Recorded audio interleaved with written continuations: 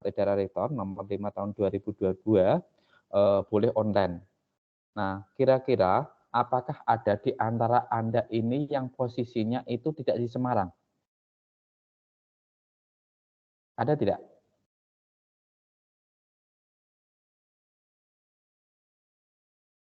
Di Semarang semua ini? Aduh, aduh,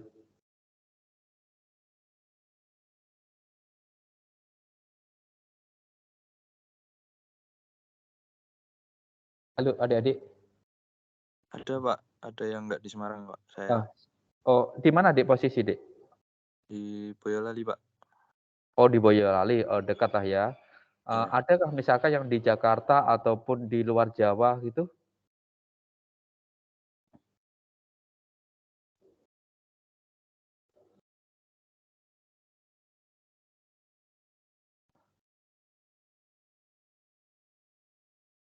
Mbak Raden Rasya, posisi di mana Mbak?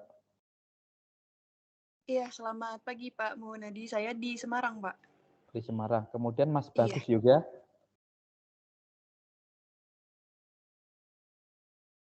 Mas Bagus juga?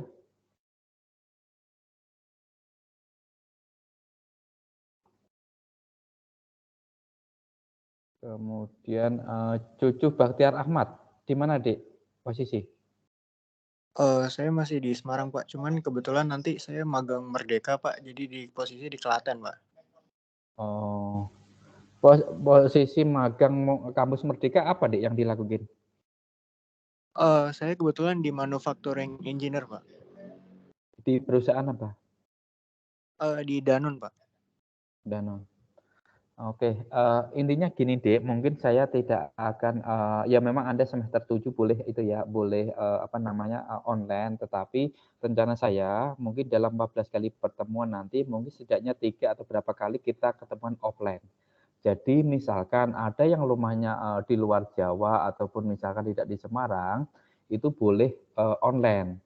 Tetapi yang mungkin di Semarang, saya berharapnya nanti mungkin sekitar 3 atau 4 kali kita offline. Nah, tujuannya misalkan kita nyoba ya, praktek misalkan sensor dan sebagainya.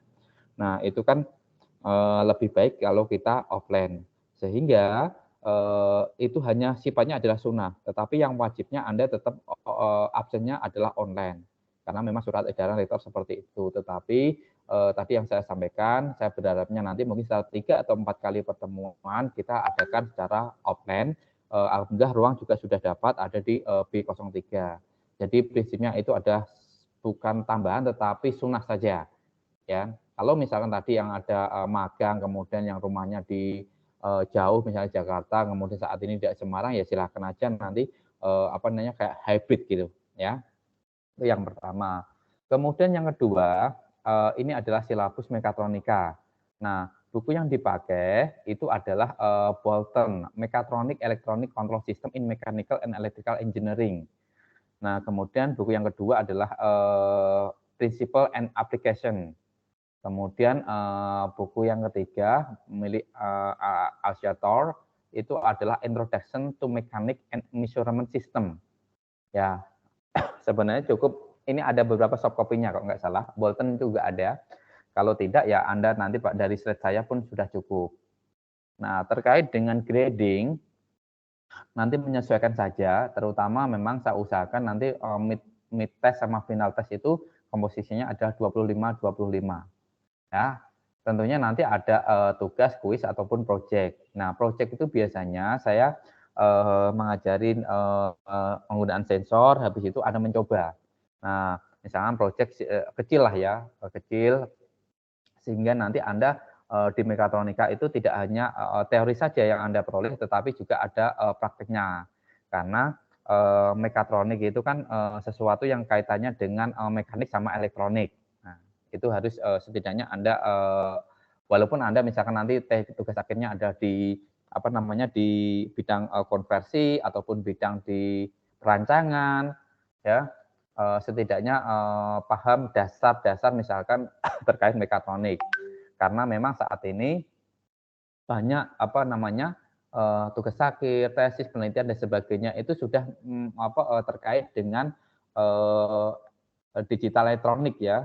Contohnya misalnya gini, walaupun anak perancangan sekarang itu ada sensornya dan lain sebagainya. Nah, walaupun mereka disubkan oleh orang lain, tetapi setidaknya prinsip utamanya harus paham itu, ya. Tuh. Nah, kemudian ini adalah lecture plan. Jadi kalau materi-materi yang akan saya sampaikan. Nah, mohon maaf ini tanggalnya saya keliru ya. Saya kira 23 Agustus, ternyata Selasa itu Senin itu tanggal 22 Agustus. Kalau tanggal diabaikan saja. Tetapi materi yang akan saya sampaikan yang pertama itu ada Introduction to Mechatronics, kemudian Sensor and Transducer, kemudian Actuator and Mechanism, kemudian Signal Conditioning, kemudian setelah mid-test itu akan saya sampaikan terkait microprocessor, microcontroller, kemudian Modeling and System Response, kemudian Closed Loop Controller, dan Design and Mechatronics. Nah, Design and Mechatronics mungkin istilahnya adalah project ya, mungkin menggunakan sensor, kemudian aplikasinya untuk apa, yang simple sehingga Anda nanti lebih paham terkait aplikasi. Nah, ini untuk silabusnya. Nah, untuk silabusnya, kira-kira apakah Anda ada yang ditanyakan?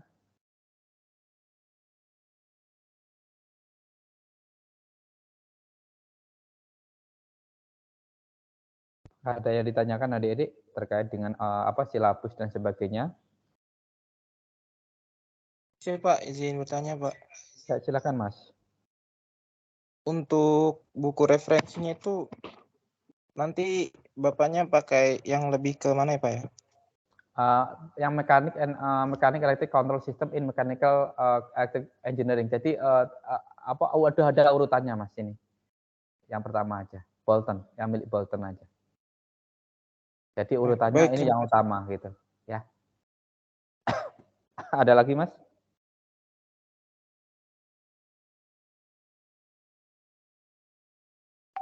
Yang lain? Ada yang ditanyakan?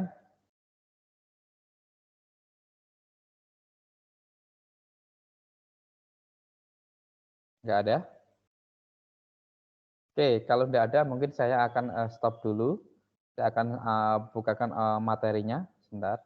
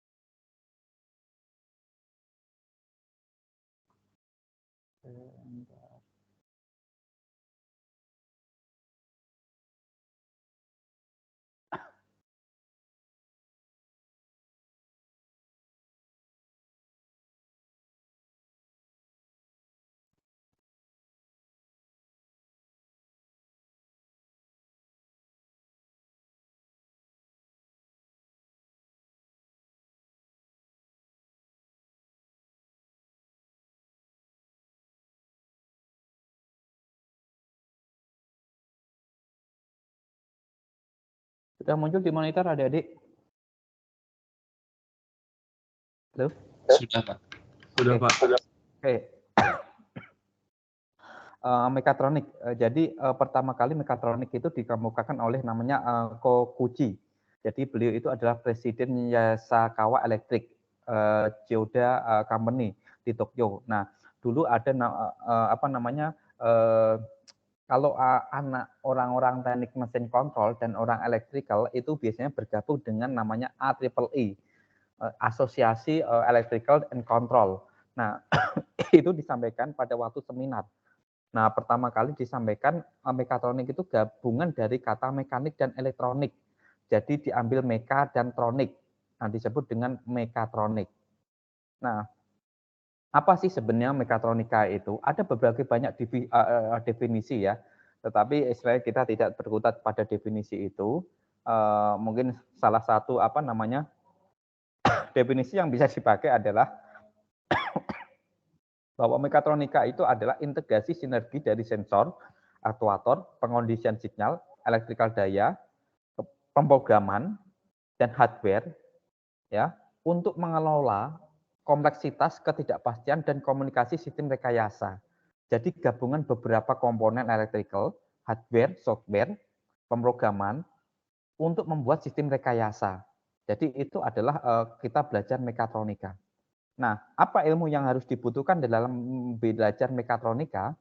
Yang pertama itu adalah mechanical, kemudian mechanical electrical, mechanical engineering, kemudian electrical engineering, kemudian computer engineering, kemudian computer informasi sistem. Nanti akan saya tunjukkan adik-adik salah satu video di mana kemarin itu saya diminta oleh sebuah perusahaan di Bio Farma untuk menyusun proposal bagaimana kita itu tidak bisa berdiri sendiri, ya. Contoh misalkan saya orang mekanik, saya ngerti kontrol, ya, hardware, sensor, oke. Tetapi kadang saya kelemahannya misalkan diantaranya adalah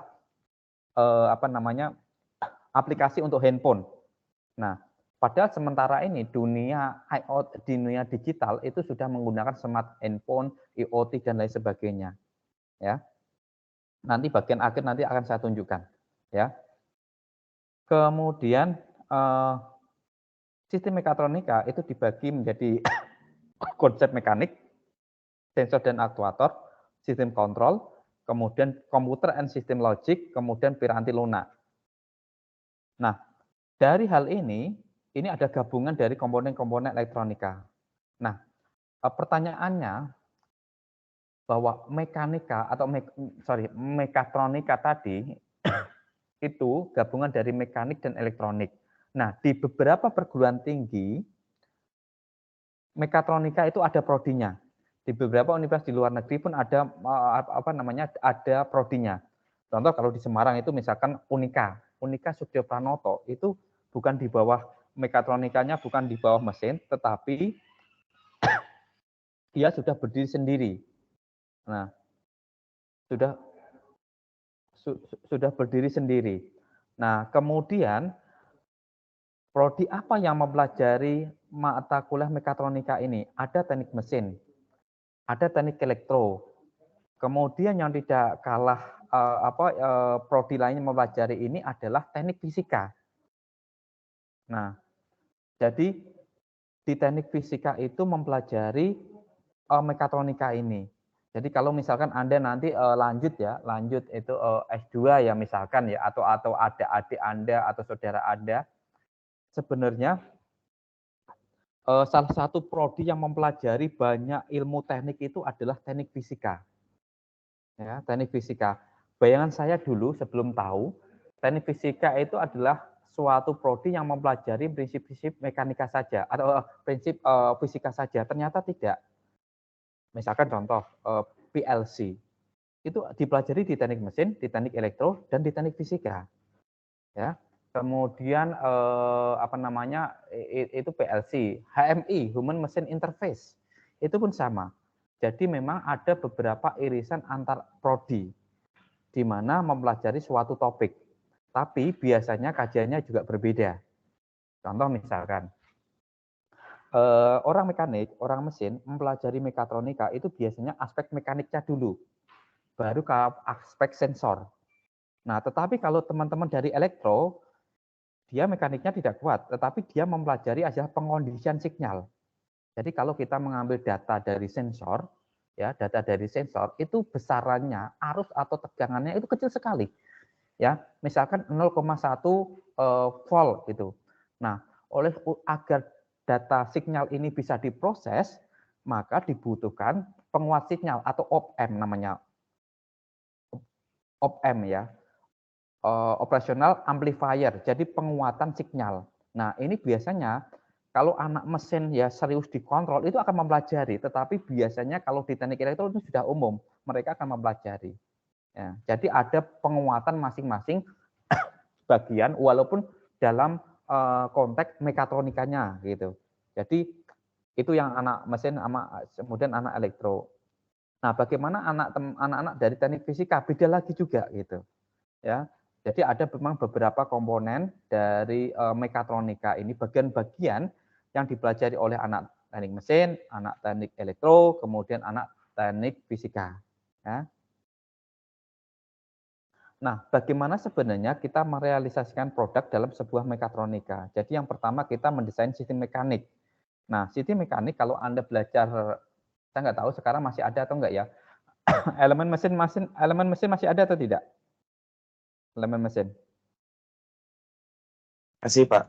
Oh, masih. Ada berapa? Elemen mesin ada berapa? Ada 2 kah atau 3 atau 4 elemen mesin?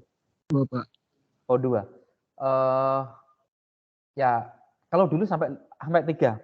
Elemen mesin 1, elemen mesin 2, elemen mesin 3. Elemen mesin 1 itu membahas tentang spring, rantai, fan belt, kemudian apa lagi ya? Elemen-elemen dasar mesin. Nah, elemen mesin 2 itu misalkan roda gigi, terus apa lagi? Roda gigi. Nah, elemen mesin 3 itu transmisi. Jadi dulu kalau sudah ngambil elemen mesin 3, nah itu sudah tidak bisa main-main, istilahnya tidak bisa main, duluan waktunya habis. Karena kita contohnya misalkan mobil, kita itu harus mendesain transmisi mobil gitu.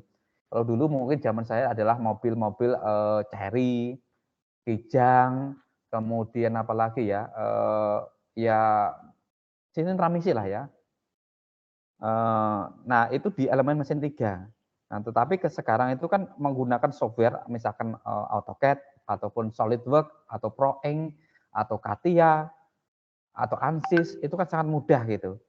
Dulu kita menggambar itu betul-betul di apa namanya di kertas itu. Jadi kalau sudah salah ya sudah harus ganti lagi gitu. Dan jangan dikira dulu dosennya sebaik sekarang. Dulu kalau misalkan salah sedikit langsung dicoret gitu. Nah, itulah yang membuat kita ketika mendesain atau menggambar betul-betul harus hati-hati sehingga apa namanya, walaupun dulu IP-nya misalkan 2,7, 2,8, 2,5, itu perusahaan dengan senang hati menerima kita gitu. Nah, dibandingkan misalkan IP sekarang mendekati 4, tetapi kemampuan adik-adik itu sangat jauh berbeda. Nah, oleh sebab itu ketika kita mendesain sistem mekanik, misalkan di elemen 1, elemen mesin 2, ya, itu betul-betul Anda harus pelajari secara baik gitu. Contoh, gambar garis itu kan beda-beda. Garis tebalan sekian untuk apa, ketebalan sekian untuk apa, patah-patah itu fungsinya apa. Nah, saya masih sering menjumpai ketika sidang tugas akhir. Nah, itu untuk S1. S2 pun apalagi gitu. Ya, saya biasanya itu lebih percaya anak S1 atau S3. Ya. Nah, saya biasanya mengkritisi ketika saya lihat begitu draft laporan tugas akhirnya ada gambar teknik, ya. Saya kemudian cross check dengan anak-anak tersebut itu. Nah, saya tunjukkan bagian-bagian mana yang ini harus diperbaiki gitu. Kenapa seperti itu?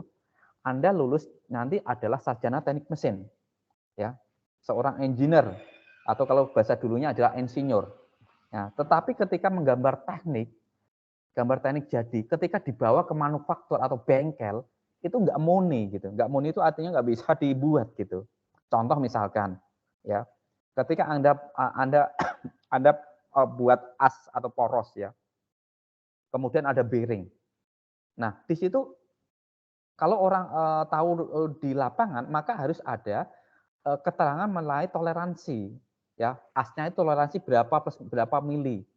Kemudian apa? Ketika kita memasang bearing terhadap as itu ada sesuaian apa namanya longgar, sesuaian pas atau sesuaian paksa. Contoh yang misalnya sesuaian paksa. Ketika kita memasang itu harus kondisi komponen tersebut panas, dipanaskan dulu. Sehingga kalau melepas itu sangat susah, harus dipanaskan lagi ketika nanti melepas dan sebagainya. Nah, itu yang harus dipahami adik-adik ketika nanti apa namanya kita mendesain sistem mekanik gitu. Ya, kalau dulu memang ada elemen mesin 1, elemen mesin 2 dan elemen mesin 3, tapi kalau sekarang itu hanya elemen mesin 1 dan elemen mesin 2, ya. Mungkin saat ini memang ada tugas perancangan, tapi menurut saya tugas perancangan itu sangat jauh dari elemen mesin 3. Ya. Makanya nanti kalau tugas perancangan saya berharapnya ya istilahnya Anda atau adik-adik Anda ya, ya, itu harus intensif lah ya, diskusi dengan dosen pembimbing Anda, sehingga Anda dapat ilmunya. Itu yang pertama. Kemudian yang kedua, bagaimana memilih sensor dan aktuator. Nah, sensor itu adalah indera yang dimiliki oleh suatu sistem. Jadi kalau kita punya mata, punya telinga untuk mendengar, tangan untuk merasa, lidah untuk merasakan asin dan lain sebagainya. Nah, sensor pun sama. Contoh misalkan, ya, Anda punya mobil, Anda di mobil itu ada alat untuk membantu parkir mobil, ya kan? Jadi kalau misalkan Anda mundur, ya, itu kan ada sensor. Nah, itu namanya bisa infrared sensor ya, infrared sensor ataupun ping sensor. Jadi dia sifatnya adalah transmitter ya, mengirim sinyal, kemudian mengenai suatu bidang, kemudian akan dikirim balik. Nah, dikirim balik itu ada receiver-nya. Nah, itu adalah salah satu sensornya. Nah, kemudian bagaimana aktuatornya? Aktuator itu misalkan gini, tadi kalau misalkan mobil, ya, biasanya itu hanya sensor parkir saja. Tetapi kalau misalkan begitu sinyal itu ada buzzernya, tit, tit, tit, tit, itu kan menunjukkan bahwa sensor itu bekerja. Kemudian ketika mendekatin bidang, itu sensor lebih cepat frekuensinya. Tit, tit, tit, tit, tit, tit, tit. Nah, ketika suatu kondisi mobil Anda mundurkan terus, ya, Anda program ketika sudah mendekatin itu ada aktuator yang menggelembungkan misalkan balon atau apa untuk agar mobil Anda itu tidak nabrak tembok atau area parkir. Nah, itu aktuatornya adalah misalkan tadi motor yang berfungsi untuk memberikan jarak terhadap tembok atau misalkan kasarannya ya besi, menaruh besi lah ya, atau motor seperti kayak ada tangannya gitu atau memegang besi sehingga atau karet sehingga nanti mobilnya itu tidak menabrak tembok gitu. Nah, itu disebut dengan aktuator.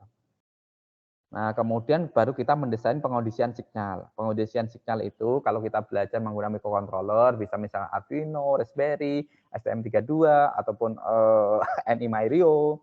Nah, itu ada pengondisian signal. Nah, baru setelah itu kita mendesain dan mengimplementasikan algoritma kontrol. Ya, algoritma kontrol itu ya istilahnya bagaimana kita sintak membuat program. Ya, jadi algoritma kontrol itu tergantung dari kita yang mendesain kontrolernya. Jadi tidak bisa setiap orang itu mendesainnya sama, beda-beda. Ya, contohnya seperti ini. Algoritma kontrol itu kayak kita membangun rumah. Jadi misalkan saya ambil contoh tadi, Mas Ali lah tadi nggak salah yang tanya tadi, Mas Kohar atau siapa tadi. Mas Kohar membuat rumah. Rumahnya tanahnya hanya misalkan 120. Maka dia membuat ruang tamu, kemudian dapur dan sebagainya letakkan di sini, letakkan di sini. Kemudian tadi ada namanya Mbak Raden. Mbak Raden punya tanah 200 meter nih, mau membuat rumah. Nah, dia buat ruang tamu agak luas. Kemudian kamarnya dibuat 2, kemudian lantainya dibuat bangunnya buat bertingkat. Nah, itu contoh algoritma kontrol sebenarnya. Jadi setiap orang, setiap pemrogram itu beda-beda. Ya. Nah, ini adalah mechatronic design process. Jadi bagaimana tahapan-tahapan yang digunakan untuk membuat atau memproses suatu sistem pada mekatronika. Nah, mungkin kita sedikit review tentang pengukuran. Pengukuran ada yang belum kemarin tidak lulus, ada tidak?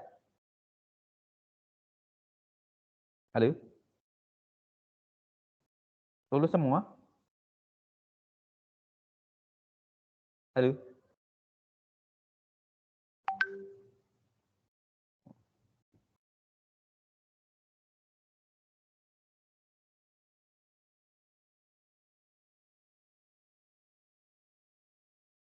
Mas Jidan, ada Mas Jidan?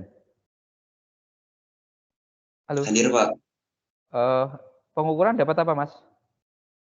Izin jawab Pak, sebelumnya perkenalkan nama saya Muhammad Janali, bisa dari teknik mesin tahun 2020. Saya untuk teknik pengguruan belum ngambil Pak, karena saya ini langsung ngambil di semester 5 Pak.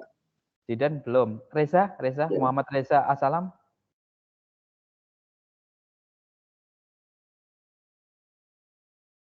Halo, Reza Assalam. Ada nggak Reza Assalam?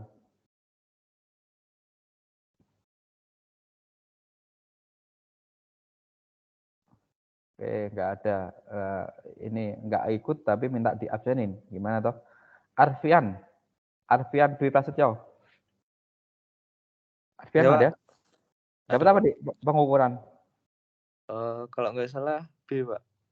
Oh, dapat B bagus lah ya. Ya, Pak. Oke, ini sedikit review karena mekatronika itu terkait dengan pengukuran juga ya. Contoh, jadi membesarkan suatu besaran.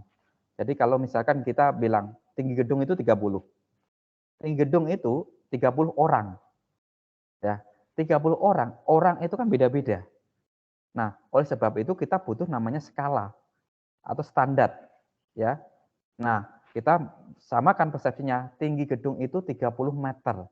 Jadi mau yang bilang saya atau yang tadi yang bilang misalkan Mas Zidan Ali atau Mas Arfian, ya, itu prinsipnya sama karena 30 meter, ya. Nah, sekarang 30 meter antara meteran yang produknya misalkan kawan lama, Crispo, sama Tokuro, ya, itu beda. Jadi ada selisih. Nah, ini mungkin sedikit saya cerita. Saya diminta bantuannya mendesain namanya mesin press pada waktu itu. Mesin press ini digunakan untuk perusahaan ada yang rumahnya Tegal. Ada namanya Tegal Brebes, ada enggak? Saya Pak. Oh, rumahnya mana Mas Tegalnya? Saya di Tegal Pak, saya di Slawi Pak. Oh, Selawi. Anda tahu nggak, Ya. Dik, namanya perusahaan SAS atau produknya namanya Notre Monde Furniture di kawasan industri kawasan industri Tegal, tahu nggak? Saya kurang tahu ya Pak. Oke, nanti kapan-kapan nemain lah ya anak Selawi, anak Tegal itu di kawasan industri briket. Di Tegal itu ada beberapa banyak lah, bukan beberapa ya, industri-industri yang membuat produk macam-macam. Nah, salah satunya itu adalah yang membuat mebel furniture Notre Monde. Nah, nanti Anda coba Google lah ya. Notre Monde, bukan roti ya, Notre Monde Furniture. Nah, itu dikirim ke Eropa dan Amerika. Nah, pada waktu itu kami bantu membuat kaca komponen gitu. Nah, perkembangannya menariknya adalah ketika saya menggunakan meteran itu ya buatan Crispo. Tetapi ya ternyata di sana menggunakan meteran yang dipakai adalah Tokuro. Tokuro apa Tokuro gitu, saya lupa ya. Ternyata ada selisihnya. Nah, kita sama orang QC sama orang teknik diskusi panjang lebar. Saya bilang, Pak, sudah benar ini meterannya dan sebagainya. Nah, akhirnya jalan tengahnya dipakai satu saja. Kemudian kita kalibrasi, kita samakan lah ya dengan sketmat gitu. Jadi mana yang betul gitu. Karena pada sketmat itu kan punya batasan ya. Mungkin estimasi sekitar estimasi sketmat itu sekitar mungkin 10 cm ya. Tetapi kalau misalkan dimensi sudah di atas 20 ya, 20 cm itu kan kita harus pakai meteran gitu. Nah, berarti meteran yang dipakai itu memang harus sama. Jadi nanti tidak ada perbedaan sehingga itulah dimaksudkan contohnya misal seperti itu adalah kalibrasi. Nah, itu ya.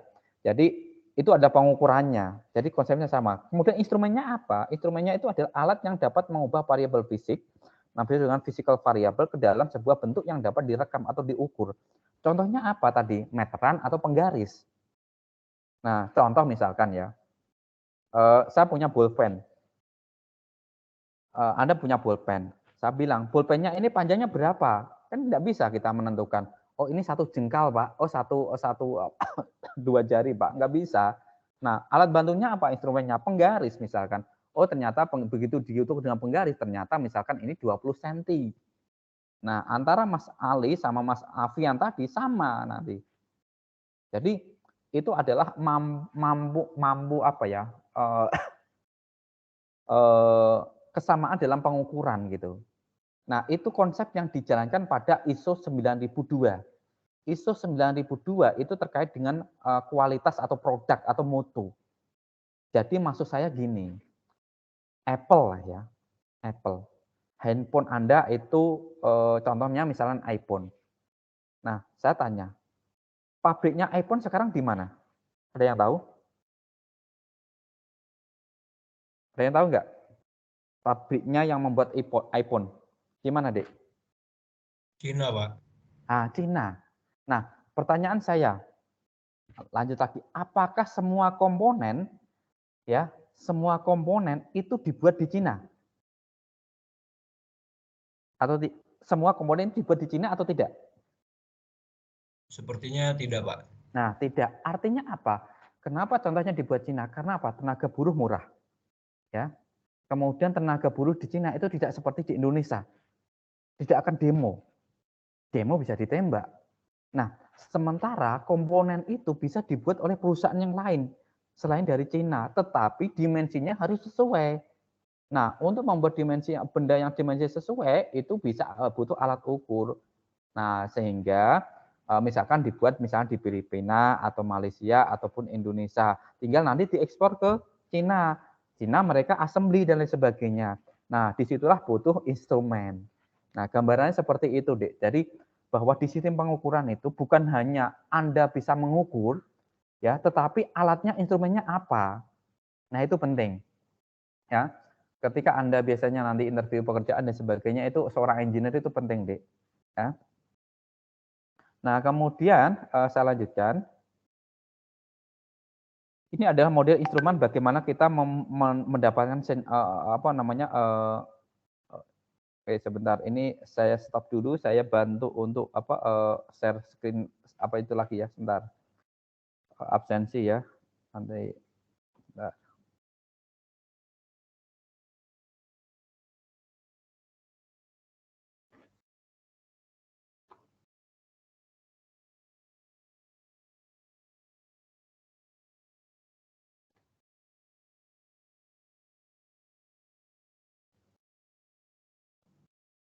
Oke, sudah muncul lagi, Dek? Halo? Sudah, Pak. Oke, jadi ini adalah kita misalnya menggunakan sensor. Itu ada namanya measurement atau physical process atau physical variable. Physical variable itu contohnya misalkan gaya, panjang, temperatur, percepatan, kecepatan, dan lain sebagainya. Nah, kemudian ada setelah itu adalah physical variable atau variabel fisik yang akan kita ukur. Kemudian kita menggunakan sensor nih, ya. Misalkan kita contoh ya, kita mengukur sensor temperatur sama kelembapan. Nah, kita menggunakan misalkan DHT22, ya, DHT22, atau misalkan kalau sensor temperatur saja menggunakan LM35, atau misalkan menggunakan termokopel, ya. Nah, itu nanti kita akan mendapatkan namanya sinyal variabel. Nah, sinyal variabel yang kita peroleh itu apa? Contohnya misalkan voltage atau tegangan, atau displacement. Displacement itu adalah pergerakan atau perpindahan. Ya, contohnya misalkan itu adalah linear aktuator, linear betul. Linear aktuator. Kemudian current atau arus, gaya, pressure, kemudian frekuensi. Nah, biasanya sebagian besar itu adalah voltage sama current atau tegangan ataupun arus. Ya, itu adalah variabel yang model instrumen sederhana ketika kita menggunakan sensor. Nah, ini ada menunjukkan gambar jadi physical variable, kemudian sensor, sinyal conditioning, kemudian disampling. Nah, disampling itu maksudnya gini. Semua data ketika kita menggunakan sensor, ya, itu sifatnya adalah analog. Ya, analog. Analog itu tiap detik itu berubah-ubah. Nah, tetapi ketika itu kita harus sampling. Sampling itu kita harus ambil data, misalkan per second, per 1 detik, itu kita ngambil 10 data atau 100 data. Nah, makanya saya kadang mengkritisi mahasiswa biasanya itu beberapa mahasiswa. Contoh misalkan gini, dia menguji apa namanya kayak menggunakan solar heater, solar panel, ya. Jadi dia menunggui selama dari pagi sampai malam per 1 jam atau per 30 menit ngambil data, dicatat nih, dicatat. Misalkan panasnya berapa, temperaturnya berapa. Nah saya bilang, lah ngapain kok ke zaman bahula kayak gitu? Harusnya menggunakan data akuisisi. Contohnya data akuisisi maksudnya adalah kita pasang sensor. Nah, kita bisa apa namanya? Kita bisa setting dalam 1 detik itu kita bisa ngambil 10 data. Nah, datanya itu bisa disetting dalam file Excel misalkan. Nah, jadi kita tinggal mengolah. Nah, kita mengolah sehingga itu nanti Anda tidak melakukan menunggui 1 hari. Tinggal aja Anda main game atau main membaca atau makan atau tidur, nanti data masuk semua. Nanti tinggal Anda analisis, Anda olah. Hanya jangan sampai tidak ada listrik. Karena biasanya kalau kita menggunakan data akuisisi itu harus ada namanya sumber energi atau sumber power supply. Jadi ketika listrik padam, otomatis alat hardware-nya itu tidak bisa bekerja. Nah, setelah itu ada namanya ADC converter, analog to digital. Jadi ketika Anda dapatnya analog data, misalkan angka ya 7, 8, 10, 12, 500 dan sebagainya, kita buat harus menunjukkan angka digital. Angka digital itu adalah kita ubah menjadi bilangan bisa biner, 1, 0 dan lain sebagainya, atau misalnya oktav. Ya, oktav misalnya oktav itu angka per 8. Nah, makanya ada namanya ada bit, ada byte. Ya, kalau kita main di komputer itu ada bit, ada byte. Bit itu 1, 0 itu bit, jadi satu digital. Tapi byte itu adalah 8 bit. Jadi sudah pengelompokan. Baru kita tampilkan di komputer ataupun monitor TFT ataupun display ya. Nah, itu contohnya. Nah, bisa muncul videonya? Halo, bisa muncul videonya? Bisa, Pak. Oke, nah ini contoh instrumen lah ya. Ini kita menggunakan sensor dan lain sebagainya. Nah. Oke, itu contoh ya. Nah ini bedanya akurat sama presisi. Jadi akurasi sama presisi, Anda harus bisa membedakan ya. Akurasi itu adalah kemampuan keterulangan. Kalau presisi ya, akurat itu titik yang dituju. Akurat titik yang dituju. Tapi kalau presisi itu keterulangan. Jadi contohnya gini, akurat kalau Anda Anda main panahan lah ya. Akurat itu adalah titik yang di tengah itu. Sehingga poinnya yang tinggi. Itu akurat. Ya, accurate. Ya, itu akurasi tinggi. Nah, sementara presisi itu adalah kemampuan mengulangi. Kalau Anda bisa memanah itu di tengah terus dalam 5 kali panahan, maka nilainya Anda tinggi. Tetapi kalau presisinya tinggi, itu misalkan lingkaran nomor 3, ya di lingkaran nomor 3 itu yang presisinya tinggi, Anda ulangi terus itu ternyata di situ, berarti presisi Anda tinggi tetapi tidak akurat. Ya. Jadi akurat itu adalah titik yang kita tuju. Kalau presisi itu kemampuan mengulangi, keterulangan. Nah, itu perbedaan antara akurat sama presisi, ya.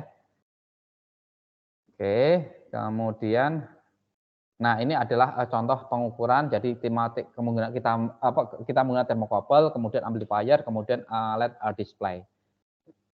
Nah, ini contoh-contoh sistem yang ada di mekanik, misalkan fluid valve, kemudian watt governor. Watt governor itu yang dipakai untuk mengontrol kecepatan kereta api pertama kali di dunia. Nanti kapan saya tunjukkan bagaimana kok sistem governor itu bisa mengontrol, karena dia mengatur sistem uapnya.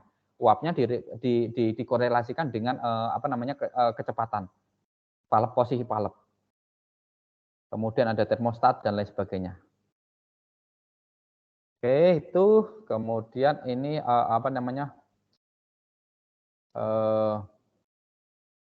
sistem yang ada di kettle uap ya, kettle uap. Gases and steam can be compressed. In fact, it is normal that when gas reaches the disc in a valve, it compresses and builds up before escaping through the valve. This compression can cause system pressure to build up rapidly. A liquid type relief valve doesn't open fast enough to relieve gas or steam pressure. In fact, its slower action can contribute to the pressure buildup. So a gas system requires a valve that will pop wide open under. Nah, saya prinsip ini hanya menunjukkan saja ya, nanti mungkin boleh dilihat di YouTube dan sebagainya. Salah satu sistem mekanik itu adalah valve. Valve. Jadi valve itu katup. Jadi kalau Anda sudah pernah kerja praktek ya, misalkan di Indonesia Power, di PLN, kemudian di perusahaan kertas paper mill, kemudian di perusahaan Jerman, atau yang paling mudahnya adalah perusahaan tahu tempe lah ya, tahu tempe. Yang paling mudah ya, tahu tempe itu kan dia harus kedelai itu dididihkan, itu kan tidak langsung menggunakan api, tetapi menggunakan steam. Nah, steam itu diperoleh dari boiler atau kettle uap. Nah, di situ ada namanya valve. Jadi begitu tekanan naik, ya, valve itu akan membuka. Steam akan dialirkan kepada pipa-pipa steam. Nah, valve ini contoh adalah sistem mekanik. Ya, mungkin tidak akan dipelajari orang-orang elektronika. Nah, baru ketika valve ini dikombinasikan sistem digital, maka kita bisa olah. Oh, nanti kalau kasih sinyal 1, valve-nya akan membuka. Kalau 0 hanya nutup. Nah, itu bisa kombinasi. Jadi kita butuh kerjasama dengan bidang yang lain, contohnya tadi bidang elektronika. Makanya mekatronika itu tidak bisa terpisah antara orang mekanik dan elektronika, ya. Nah, tadi yang penjelasan adalah sistem valve saja. Nah, ini sistem mekanik yang lain, ada namanya slider crank, kemudian linkage, kemudian wheel, roda, rantai, chain, sprocket, kemudian cam and follower, kemudian spring, lever, dan lain sebagainya. Ini biasanya contoh yang paling mudah ya. Cam and follower. Karena kita menggunakan mobil internal combustion ya, mobil misalkan mobil ya. Itu kan kita menggunakan cam ya. Jadi itu contoh yang istilahnya harus menggunakan sistem mekanik. Kemudian eskavator. Nah, itu kan sistemnya juga sama. Ada piston dan sebagainya, itu sistem mekanik. Nah, ini contoh sistem elektronik menggunakan sensor. Jadi sensor cahaya itu misalkan fotoresistor, perpindahan itu potensiometer, arah itu magnetic sensor, suara mikrofon, kemudian tekanan itu menggunakan strain gauge, load cell dan sebagainya. Ya, oke. Yang menarik.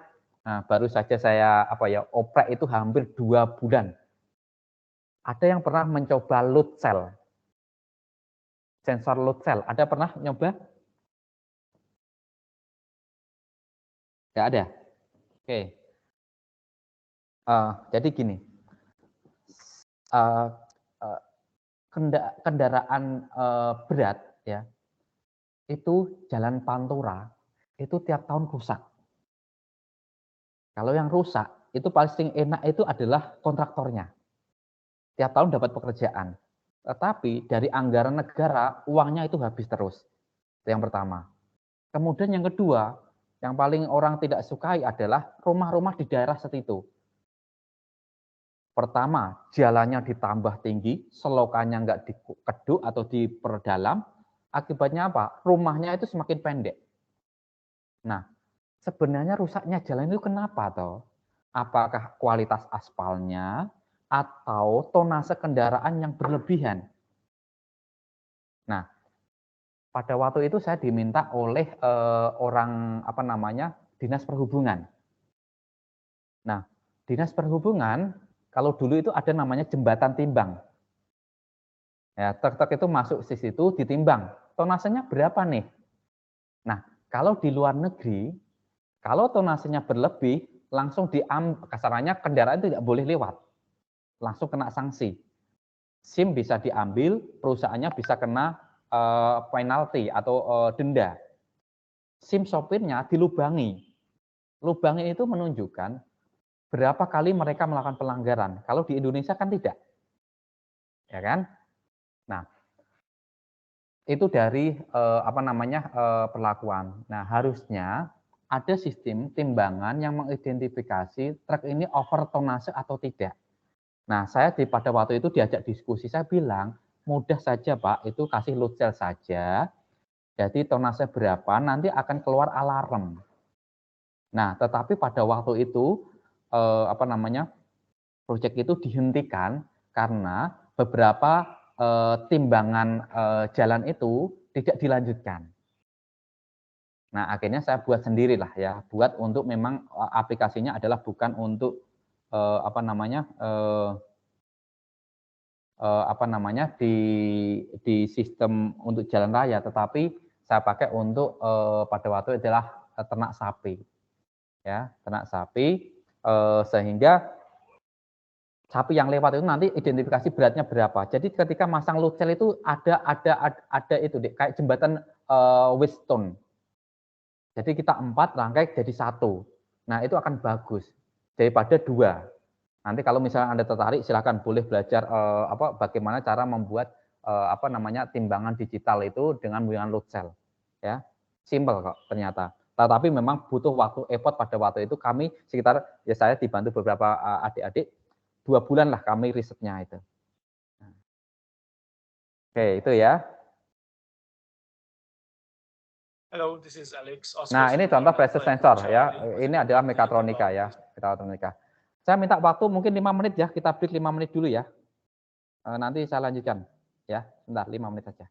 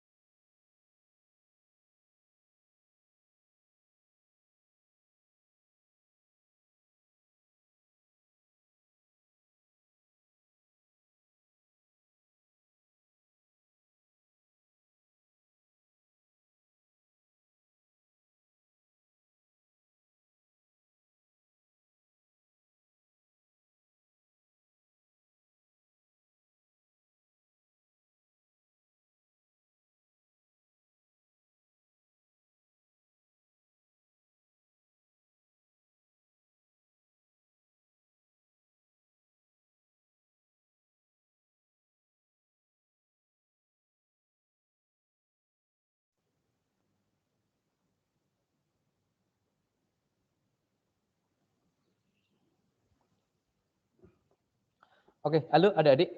Mohon maaf, break sebentar tadi ya. Halo? Halo? Halo? Baik, Pak. Oke. Kemudian ini ada beberapa komponen elektronika ya, saya lanjutkan. Mungkin kita sudah belajar kalau di SMP, SMA istilahnya ada komponen elektronika. Ada resistor, kapasitor, emitter, transistor.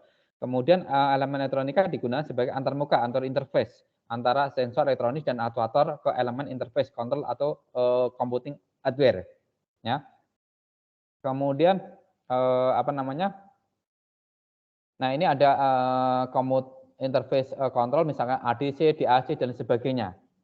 Nah kemudian ini adalah sistem informasi. Jadi contoh misalkan menggunakan virtual instrumentasi. Kalau di MATLAB itu ada namanya SIM mekanik. Ya kalau Anda mau belajar SIM mekanik itu ada. Itu contoh adalah bagaimana kita mensimulasikan. Ya. Kemudian ini adalah elemen kunci dalam mekatronika. Jadi ada simulasi dan modeling dan lain sebagainya. Nah, bagaimana aplikasi komputer, aplikasi mekatronika ini banyak sekali dipakai untuk smart control system, defense, otomotif dan lain sebagainya. Nah, kemudian ini contoh misalkan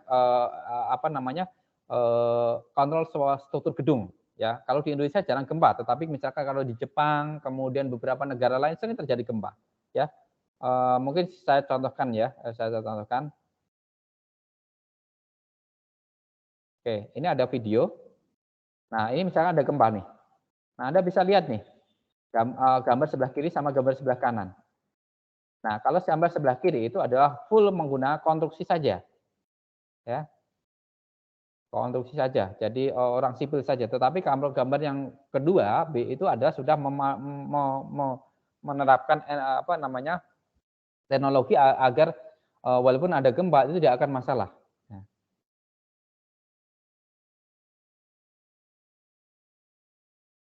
Oh, sorry.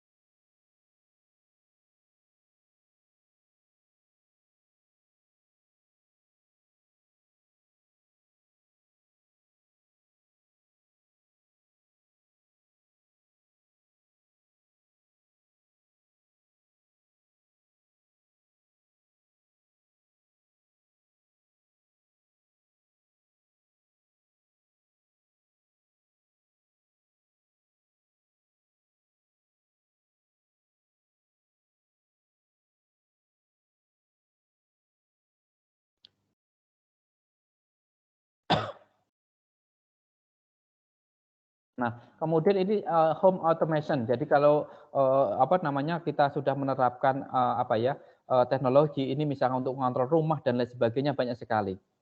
Nah, ini contoh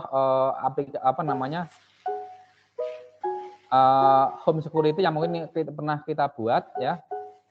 Ya, ini hanya untuk mengontrol lah ya. Saya tidak tunjukkan videonya karena agak panjang ya. Ini ada robotik dan lain sebagainya. Ya, kita bisa belajar membuat robot dan sebagainya. Nah, ini contoh robot kecil sepeda. Bagaimana bisa stabil sekali.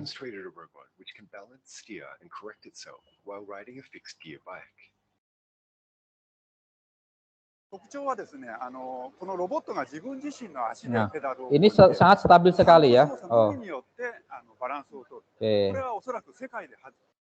Oke, ya. Itu kemudian ini untuk aplikasi yang lain lah ya. Nanti kapan-kapan saya akan tunjukkan. Saya akan menunjukkan salah satu video. Saya stop dulu.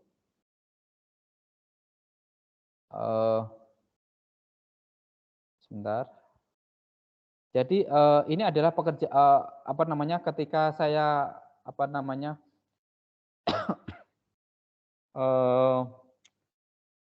diminta bantuannya di Bio Farma ya untuk membuat namanya sistem smart healther ya. Ini baru proposal, hari Rabu nanti akan ada interview untuk didanai untuk dilaksanakan ya. Mungkin Ini saya tunjukkan, namanya Renutech. Oke. Nah, Anda bisa lihat ini. Sudah muncul di monitor adik-adik?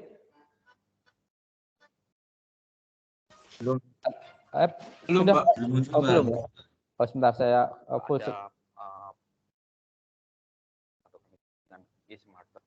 Sebentar ya. Sebentar. Saya share screen dulu.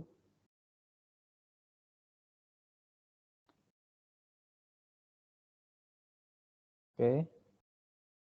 Ini di link Renutech namanya.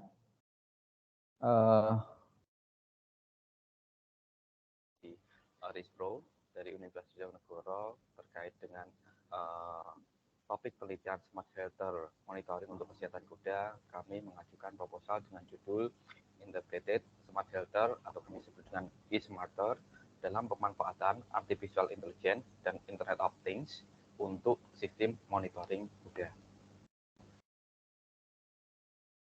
Selanjutnya kami akan menunjukkan jalan penelitian.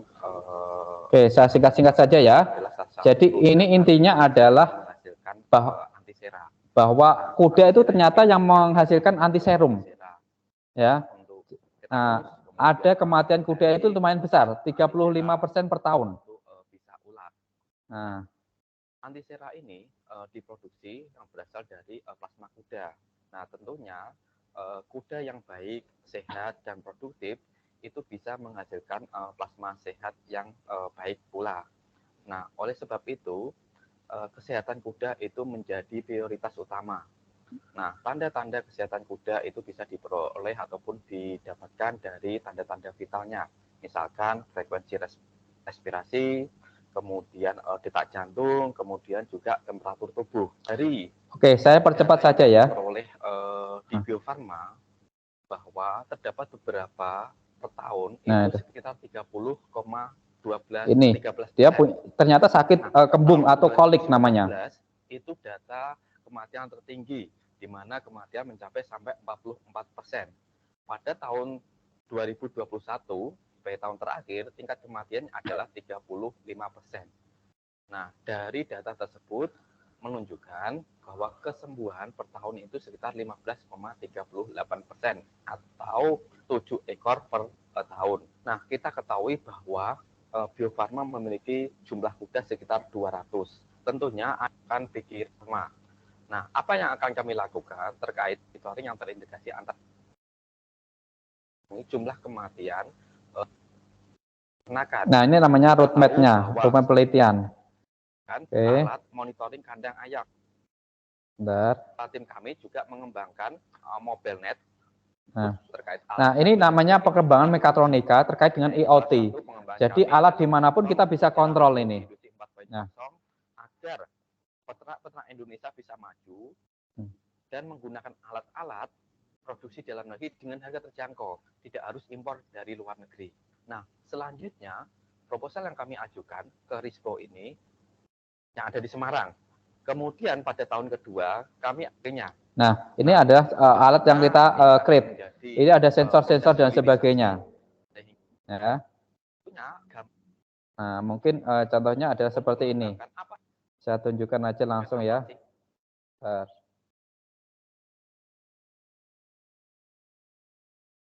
Gunakan sebagai tahap awal penelitian ini.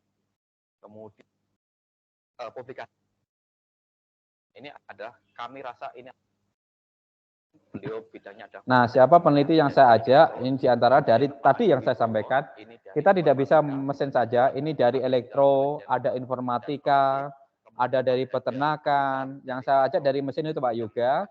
Ini ada sistem komputer, ini dari peternakan. Ada Budian Wahyu Hadiati, beliau dari peternakan. Ini adalah track record. Track record penelitian ya. Saya lewati saja.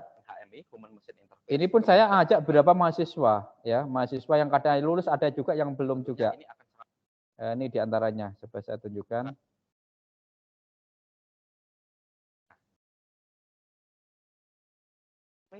Nah, ini ada dari mesin, anak mesin, ada anak elektro, ada anak dari teknik komputer dan lain sebagainya. Ya.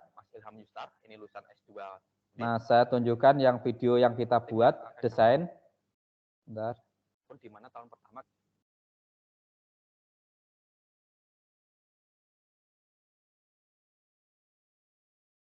Nah, ini. buat.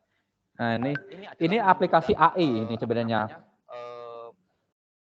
aplikasi yang sudah kami rancang, di mana sebelumnya kami juga sudah merancang untuk kandang ayam khusus, baik untuk aplikasi HP, kemudian website, kemudian ini timbangan. Yang menarik adalah di Geofarma, ketika kita menimbang kuda itu harus melakukan satu persatu. Nah, kami sudah membuat ini untuk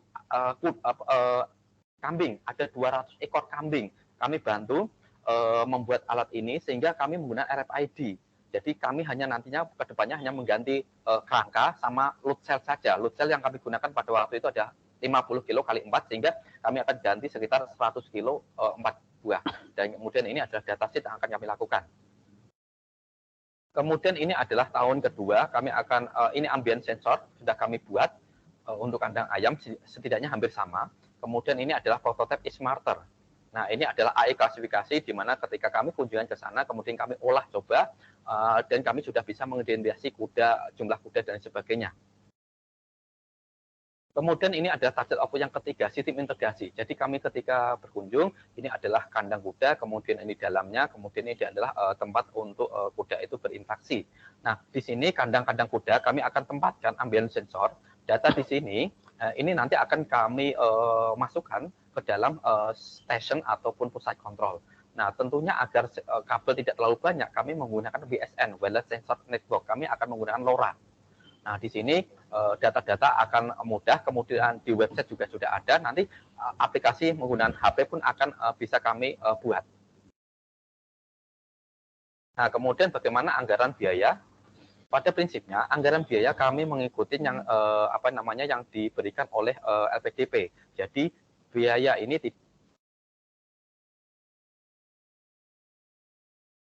Nah, adik-adik, halo.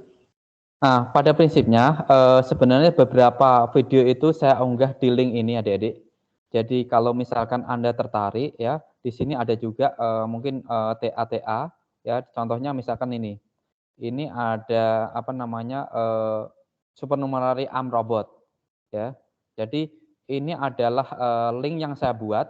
Ini namanya. Boleh Anda istilahnya sering nonton di sini ataupun ya silakan komen juga nggak masalah. Ini adalah produk-produk mekatronika yang mungkin beberapa saya buat itu. Jadi setidaknya biar terdokumentasi gitu ya. Jadi ini adalah benar-benar produk mekatronika, mekanik, elektrik yang bisa kita create untuk terkait dengan aplikasi ilmu di teknik mesin dan di teknik elektro. Ya, ini contohnya. Kemudian ya beberapa hasil TA diantaranya ada di sini. Nah, mungkin itu saja adik-adik yang bisa saya sampaikan siang ini. Kira-kira ada yang ditanyakan? Ada yang ditanyakan adik-adik?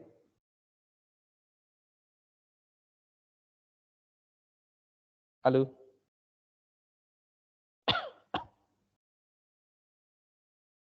Halo? Dari saya tidak ada, Pak. Oke. Belum ada, Pak. Oke, belum ada ya. Oke, kalau tidak ada mungkin saya cukupkan dulu ya adik-adik. Nanti mungkin kita ketemu minggu depan. Saya berharapnya kita belajar mekatronika bukan hanya teori, tetapi saya lebih ada prakteknya. Makanya tadi yang saya link di YouTube itu ada salah satu aplikasi bidang mekatronika. Ya, di situ kita bisa share. Kemudian ada ilmu yang bisa didapat ya terkait dengan ketika kita belajar mekatronika. Mungkin itu dulu pembuka untuk mekatronika. Kita minggu depan kita sudah mulai membahas mungkin sensor dan lain sebagainya. Mungkin itu dulu yang bisa saya sampaikan. Terima kasih. Saya akhiri. Billahi taufiq wal hidayah. Wassalamualaikum warahmatullahi wabarakatuh. Waalaikumsalam. Waalaikumsalam. Terima kasih, Pak. Terima kasih, Pak.